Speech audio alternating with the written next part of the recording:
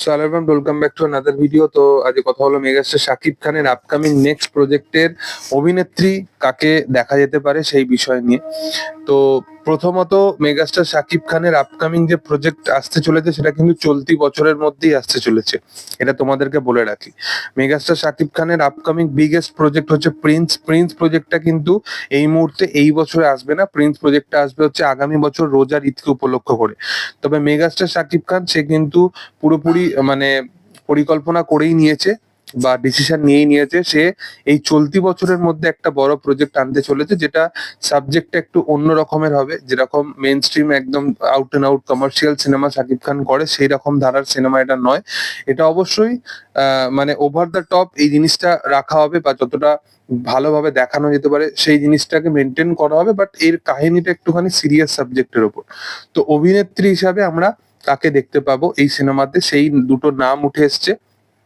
তো দুটো নাম তোমাদের সাথে আপডেটটা শেয়ার করব। তো মূলত শাকিব খানের এই মুহূর্তে এই ছবিটার জন্য দুটো নাম উঠে এসছে, যার মধ্যে একজন হচ্ছে তানজিন তৃষা, আর একজন হচ্ছে তাসনিয়া ফারিন বোধহয়।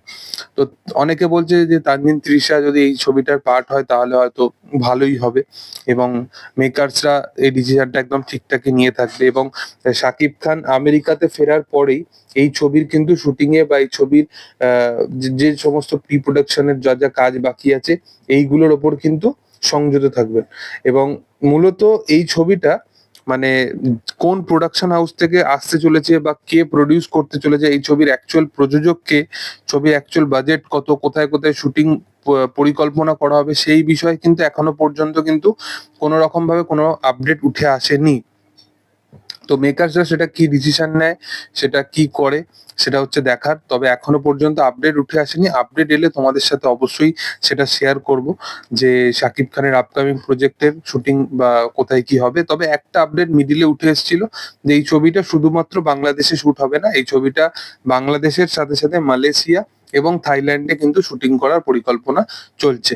এবার দেখার যে এই বছরেই যেহেতু শুটিং শুরু হবে, মানে এই বছরেই যদি যেহেতু মুক্তি পাবে সিনেমাটা, তো আমার মনে হয় যে সেপ্টেম্বরের শুরুর দিক থেকেই বা সেপ্টেম্বরের মিডিল করেই আমার মনে হয় যে এই সিনেমার শুটিং কিন্তু মানে শুরু হয়ে যাবে।